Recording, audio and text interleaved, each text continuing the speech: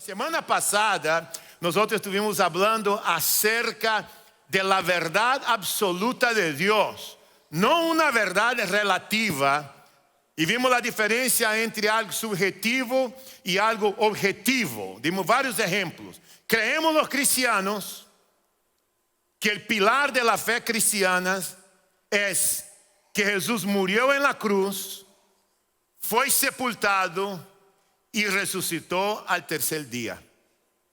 Eso no es algo subjetivo, porque no depende de la opinión de los demás, no depende de lo que los demás piensen acerca si es verdad o no. Nosotros los creyentes en Cristo Jesús sabemos que es algo objetivo, que eso pasó y que esto ocurrió. Y hay pruebas, hay evidencias acerca de la resurrección. Y nuestra fe está fundamentada en esto. Quizás algunos de ustedes que están aquí de pronto no son creyentes, pueden decir, bueno, Pastor da Silva, esta es tu verdad, yo tengo mi verdad. Respetamos tu posición, pero no puede haber dos verdades.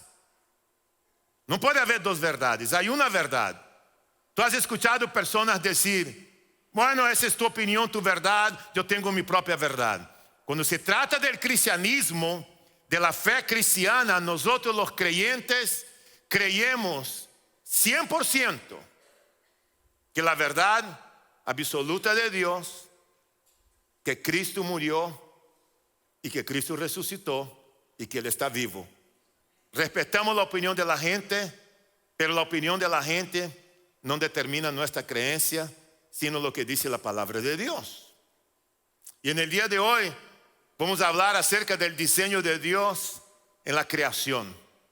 Ahora, ustedes saben un poco de nuestra historia, obviamente que no la voy a contar otra vez, algunos de ustedes no la conocen, pero los años que estuvimos trabajando en la selva como misioneros allá en la selva amazónica en Brasil, tú tienes que estudiar una materia llamada antropología y evangelismo transcultural para poder estar con los grupos indígenas y conocer las culturas. Entonces, mi primer trabajo de investigación del área de la antropología cristiana, yo estaba en un grupo indígena, vivimos 10 años. Entre los 10 años yo viví en 3 grupos indígenas diferentes, 3 idiomas diferentes. Entonces tú tienes que hacer tu investigación. ¿De dónde vino esta gente? ¿Cómo llegaron aquí? ¿Qué creen ellos acerca de la creación? ¿Cuál es el concepto que ellos tienen de Dios? Si es que tienen un concepto de Dios. Y es interesante sentarte con los ancianos en una comunidad indígena que no hablan portugués y tener una persona al lado más joven para hablar y entender y traducir la conversación. Y que tú le preguntes a él, a ese señor, como tuve la oportunidad de preguntarle, ¿cómo fue para ti que todo empezó? ¿Cómo todo empezó? Háblame de la creación. Y el anciano, ya viviendo sus últimos meses en aquel entonces, porque estaba muy anciano, en una tribu donde no hay Biblia, donde no hay papel, no hay escuela, no hay alfabeto, no hay nada escrito, todo es oral. El anciano dice con sus palabras, hace muchos años atrás, nosotros teníamos acá muchos pescados, muchas frutas, nosotros teníamos muchos animales, el río era muy grande, teníamos mucha abundancia de todo lo que tú puedes imaginar. Pero hace muchos años atrás, lo que ellos llamaban de Dios era Tupana. Tupana, ese ser creador, inteligente, creó la selva, decía él. Y después que él creó la selva, los pescados, los árboles, él creó un joven. Y luego creó una novia para este joven. Y estaban solamente el joven con su novia en medio de la selva entre los animales. Pero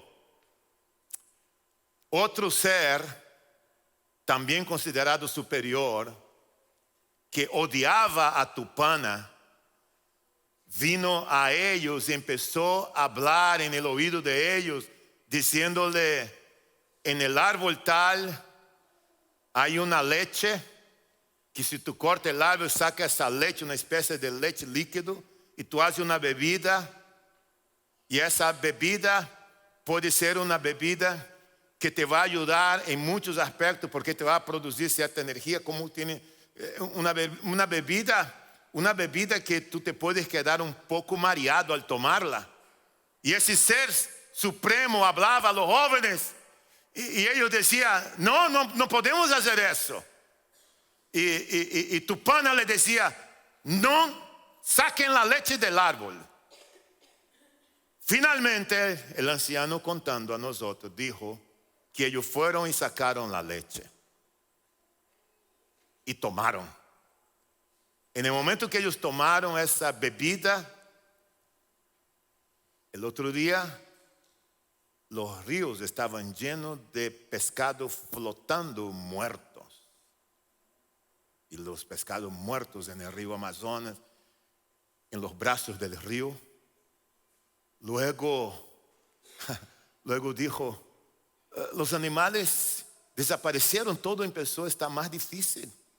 Empezaron a ver tempestades, la abundancia desapareció y fue muy difícil la vida. Hoy mira cómo estamos, decía él. No hay abundancia, hay muchas enfermedades, la gente muere, muchas víboras, muchos de eso, mucha catástrofe. Ahora, cuando tú escuchas una historia como esta, como yo escuché, ¿con cuál historia de la Biblia está relacionada esta historia? Cuéntame, dígame en voz alta. Con la historia de Adán y Eva. ¿Quién dijo a ellos que Adán y Eva existía y estaba en la Biblia? Nadie. ¿Cómo supieron de esa historia de Adán y Eva? No sabían. Pero cuando el hombre cayó y se apartó de Dios, Dios dejó la ley de él grabada en el corazón del hombre. Cualquier lugar que tú vayas en el mundo, cualquier cultura, en los continentes que hay en el planeta Tierra, tú vas a encontrar marcas de la creación en ese lugar, en ese pueblo. Y cada uno de esos grupos, si en África, en Asia, en la selva amazónica, en cualquier lugar, te van a contar una versión de la creación. Porque a pesar de la caída, que el pecado manchó la cultura, manchó el idioma, el pecado manchó la vida de la gente, manchó la familia, el pecado afectó el planeta, afectó todo. A pesar de todo, Dios ha mantenido evidencias en el corazón del hombre y de aquella cultura de que por detrás de eso todo hay un ser inteligente que ha creado todo esto. Eso es la ley de Dios grabada en el corazón del hombre. Y eso es algo fascinante cuando se trata de culturas, de pueblos, de poder ver la mano de Dios. Entonces podemos afirmar, sin tener ningún prejuicio, de decir a ustedes con convicción de que Dios es el creador del universo. Y te lo voy a repetir: Dios es el creador del universo.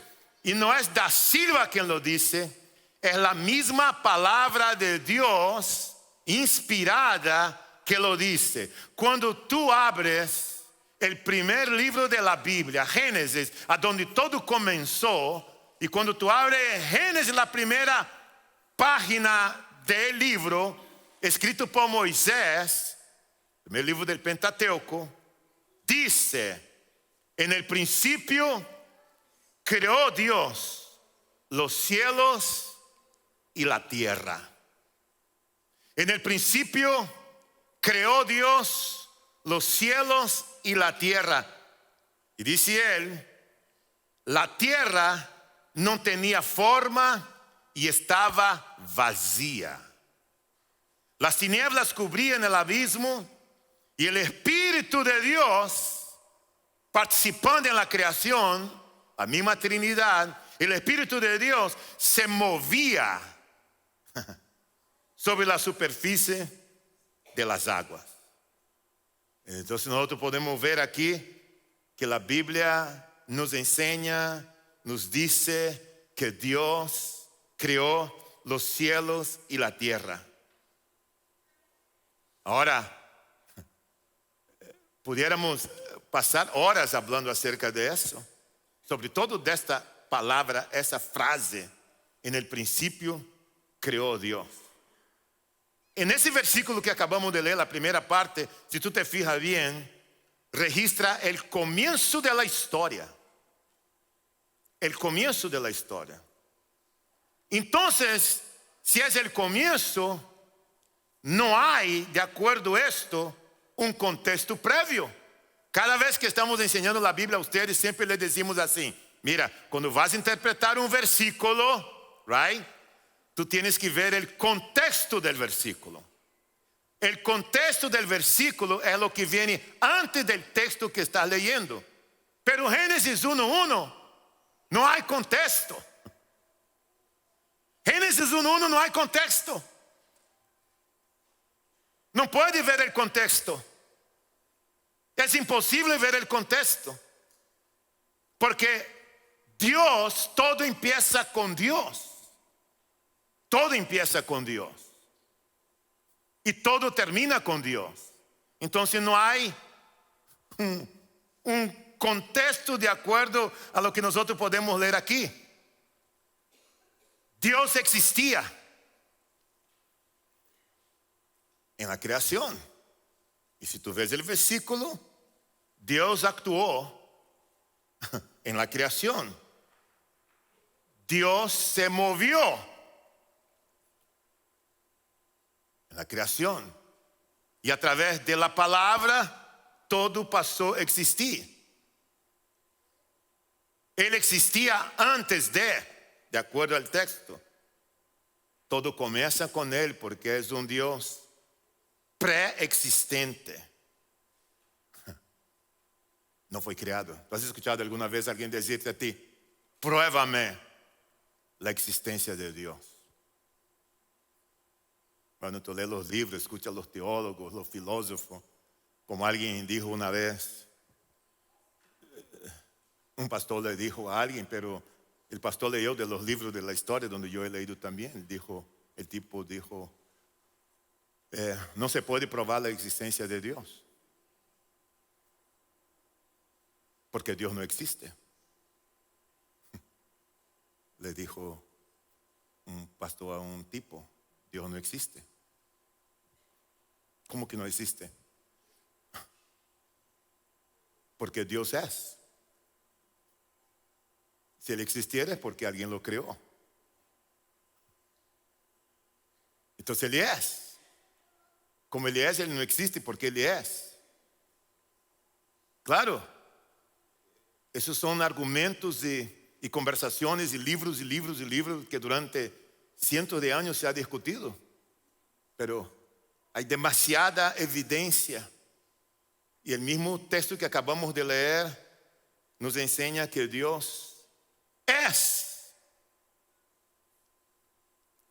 Ese es como un pintor, un artista que tiene un lienzo en blanco.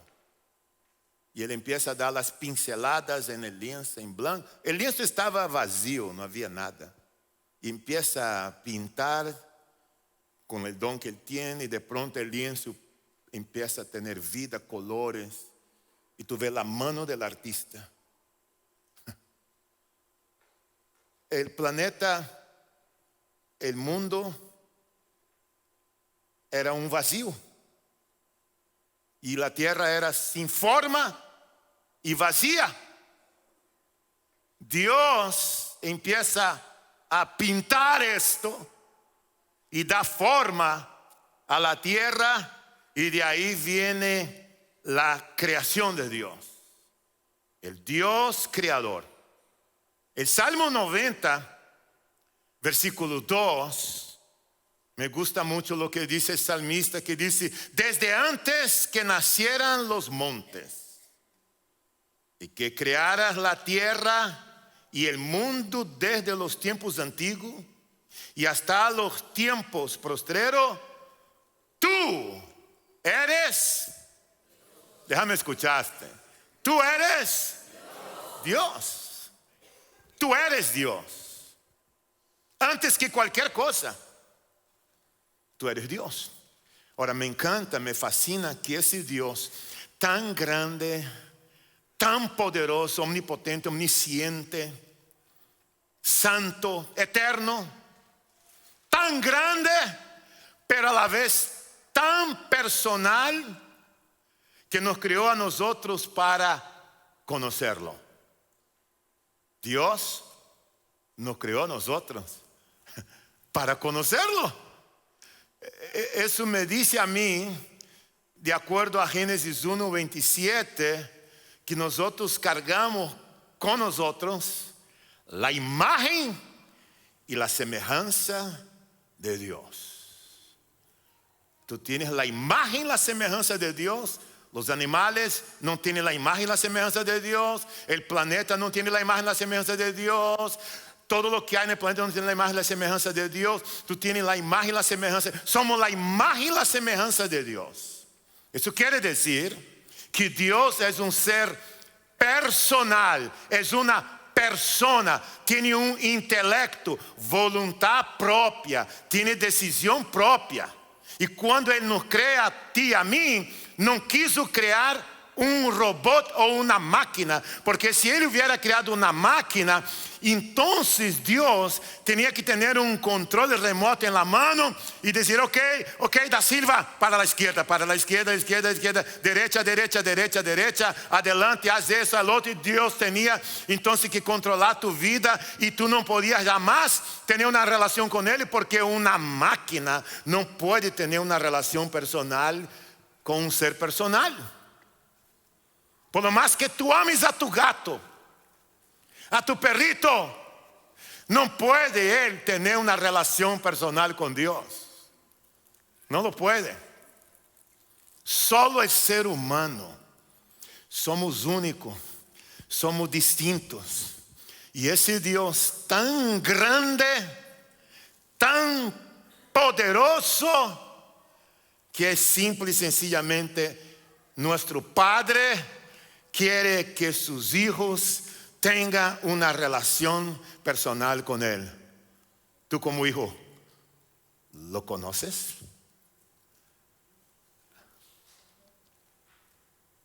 ¿O sabes acerca de Él? Porque mucha gente sabe acerca de Dios, pero no conoce a Dios. Hasta te pueden mencionar versículos de la Biblia acerca de Dios. Vas al Google y tú puedes leer todo acerca de Dios. Tener información de Dios es una cosa, y conocerlo a Él es otra cosa. Y conocerlo solo viene a través de una relación personal entre dos individuos que se aman, padre e hijo. Padre e hijo. Y este Padre amoroso nos ama tanto que decide revelar su existencia. Él ha revelado su existencia. Y su existencia se puede notar por todos lados. Como yo les conté la semana pasada, toma tu silla, siéntate en la orilla del mar y mira lo grande que es esto. Súbete a una montaña y mira la naturaleza. En los mínimos detalles, como en aún los indígenas que no tienen nada por escrito, te pueden contar acerca de la creación de Dios revelada a través de la misma naturaleza. Son muchísimas las evidencias que se manifiestan día a día, que podemos ver, sentir la presencia de Dios. Pero la mayor revelación que tú y yo tenemos acerca de Dios está en la biblioteca La biblioteca de 66 libros. Todo lo que Él quiso decirte a ti y a mí está escrito. Por eso cuando alguien viene a mí y me dice, hey, tengo una palabra de Dios para ti, o tengo una profecía para ti, yo digo, ok, hold on one second, ok, dime, voy a conferir allá, puedes decirme, dime. Si no está aquí, no tiene nada que ver. Todo lo que Dios quiso decirnos está aquí. Ningún hombre puede venir a ti y decirte a ti, tengo algo nuevo para decirte, que Dios me ha dicho que yo te dijera. ¿Por qué Dios te ha dicho que tú me dijeras? ¿Y no puede Dios decir a mí directamente? Y la mayoría de esas personas que hacen eso no tienen una relación con su Biblia. No tienen una relación con la palabra de Dios. Y esa es la gran evidencia de la revelación de la existencia de Dios. Jesucristo, nuestro Señor. Y ahí yo me pongo a preguntar, iglesia, ese Dios tan grande, a la vez tan personal, ¿con qué nosotros podemos comparar a un Dios como este? Es simplemente imposible de comparar. Uno de los salmos que me aprendí cuando estaba más joven en la selva amazónica, porque ya no había, como les digo, no hay internet, no hay nada por el estilo, y es tú con tu propia Biblia. El salmo que más me ha ministrado mi vida ha sido el Salmo 139. Si tú no has leído el Salmo 139, yo te aconsejo que lo leas un día. Escribe en tu hojita, lee el Salmo 139. Yo te voy a leer unos cuantos versículos de este salmo y lo que dice el salmista acerca de él. Mira lo que dice el salmista. Tú creaste mis entrañas y me formaste en el vientre de mi madre. Tú creaste mis entrañas, me formaste en el vientre de mi madre. Te alabo porque soy una creación admirable. Lo que yo puedo ver, que el salmista no tenía ningún problema de complejo de inferioridad. Te alabo porque soy una creación admirable. Yo me pregunto, ¿cuántos de nosotros podemos mirar en el espejo y decir, yo soy una creación admirable? Es más, déjame ayudarte aquí. Yo sé que muchos de ustedes que están a tu lado, adelante de ti, tú no conoces a la persona, pero yo te voy a pedir a la cuenta de 3 que tú digas a la persona que está a tu lado, tú eres una creación admirable. Aunque sea mentira, pero espérame. Aunque tú vas a mentir un ratico, pero pide perdón antes, ok. Wait, espérame.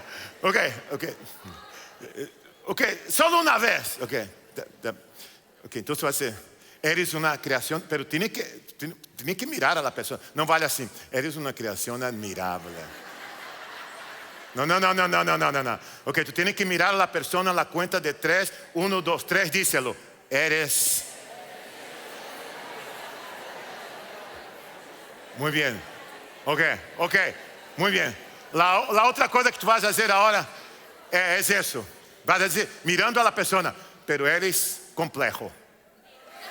Díselo. Pero eres complejo. Ok. Somos una creación admirable, pero tenemos que aceptar el hecho que somos complejos. Esa es nuestra naturaleza. Déjame leer contigo Isaías 40, del 21 al 26, acerca de la grandeza de ese Dios. Y mi pregunta es, como dice el autor, ¿a quién podemos comparar a Dios? Isaías 40, 21.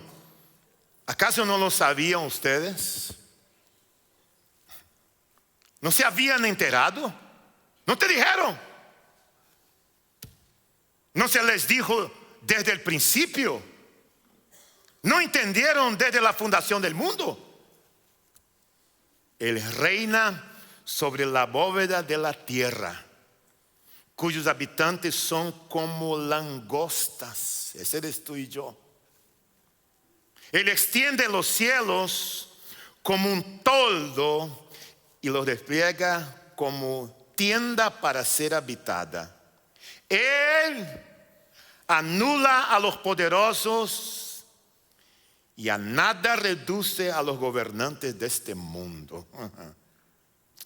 Escasamente han sido plantados, apenas han sido sembrados, apenas echan raíces en la tierra, cuando Él sopla sobre ellos. ¿Con quién entonces me compararán ustedes? ¿Quién es igual a mí? Está diciendo Dios, dice el Santo. ¿Quién es igual a mí? Oh, hacen los ojos y miren a los cielos. ¿Quién ha creado todo esto? ¿Quién? ¿Quién ha creado todo esto? El que ordena la multitud de las estrellas, una por una, y llama cada una por su nombre. Es tan grande su poder y tan poderosa su fuerza que no falta ninguna de ellas. Escucha, yo no sé si tú entiendes cuán admirable eres tú. Muchos de ustedes sufren de complejos de inferioridad. ¿Cómo puede un creyente en Cristo Jesús sufrir con un complejo de inferioridad teniendo un Dios de ese tamaño? Entonces, cuando tú te sientas batallando con tus complejos, con tus tristezas, con tus depresiones, con tus ansiedades, acuérdate quién es tu Padre. ¿Quién es tu Padre? Acuérdate que va a haber momentos en tu vida que tú no vas a tener a nadie para darte aliento. Tú vas a estar sola, te vas a sentir abandonada. No vas a tener palabra de aliento, la gente no te va a entender, te vas a sentir muy mal. Es en ese momento cuando yo, Da Silva, me paro frente al espejo y digo: hey, ¿eres admirable? Está gordito, pero te ve bien. Yo estoy solo, cerrado allá. Ella escucha. ¿Todo está bien ahí, José? Me dice: todo está bien. Estoy teniendo una conversación aquí en el espejo con un amigo que tengo. Yo necesito automotivarme. No puedo depender de que otros me vengan a motivar. Yo necesito aferrarme a esto. Es ahí cuando tú conoces quién es realmente el Dios de tu vida, tu Padre Celestial. Es todo lo que acabamos de leer acá. Y a través de Jesucristo, escucha lo que te voy a decir. Nosotros tenemos acceso al Padre. Jesucristo es el camino al Padre. Es el camino al Padre. Iglesia, tú tienes un Dios extremadamente poderoso. ¿Sabes que tú, por favor, tú entiendes lo que te estoy hablando? Tú entiendes lo que te estoy hablando, ¿verdad? Tú entiendes que tú fuiste colocado en este mundo para un propósito. Que el color de la piel que tú tienes, el país donde tú naciste, el idioma que tú hablas, tú no estás aquí por casualidad. Dios te puso acá con un propósito. No estamos aquí de vacaciones. Dios te puso acá con un propósito. Te ha dado dones y talentos para que tú puedas usar a Él para la gloria de ese Dios tan grande y poderoso. Hoy eso es a través de Jesucristo que nosotros tenemos acceso al Padre. De manera que cuando tú te sientas así, escucha, estás en tu casa, párate, ponte ese tenis, vete a caminar, habla contigo misma y dile a ti misma, mujer, caballero, soy hija de Dios, soy una mujer admirable, Él me ama, Ele deu a Jesucristo para morir en la cruz por mí, Jesucristo foi sepultado, Ele resucitó al tercer día. Esa es una prueba del amor de Dios, del amor del Padre que se ha revelado, que ha venido a mi vida. Yo lo amo, yo quiero conocerlo. Y cada vez que tú conoces más de Él, vas firmando tu vida en Él. Y es ahí cuando tú vas avanzando en tu fe cristiana.